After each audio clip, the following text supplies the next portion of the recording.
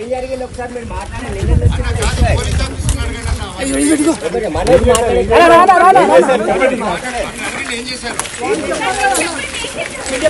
నమస్కారం.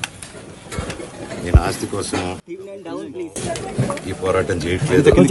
ఎందుకంటే ఈ పోరాటం కూడా కాదు, ఇది ఆత్మగౌరవానికి సంబంధించి, నా భార్య పిల్లల సేఫ్టీకి సంబంధించి. ఇది నాతో ఒక మగాడిగా దుఃఖేదానికి నా ఏంటంటే పాపని ఇంక్లూడ్ చేయడం, నా బిడ్డల ఇంట్లో ఉండగానే అలా బిహేవ్ చేయడం కరెక్ట్.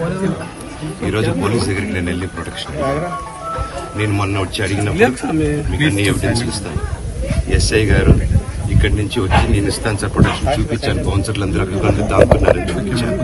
అది కొంచెం చూసి ఓకే సార్ మీ ధైర్యం ఉంటే మేము ఎక్కడికి వెళ్ళట్లేదని చెప్పి మాట్లాడి పారిపోయారు. ఇప్పుడు కానిస్టేబుల్స్ వచ్చి అందరూ నా మనుషులందరినీ భయపించి ఇప్పుడు వాళ్ళ పేర్లు తీసుకుని బెదరగొట్టి మా మనుషులు పంపించేసి వేరే బాడీ గార్డ్ లోపల పంపించున్నారు సార్.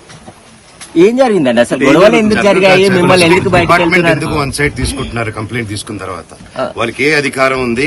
నా ప్రొటెక్ట్ చేసే మనుషుల్ని పంపించేదానికి అధికారం ఉంది. ప్రపంచంలో నా అందరినీ కలుస్తాను సార్. బయలుదేరి మీ తండ్రి మీ మీద కేసు పెట్టారు కదా.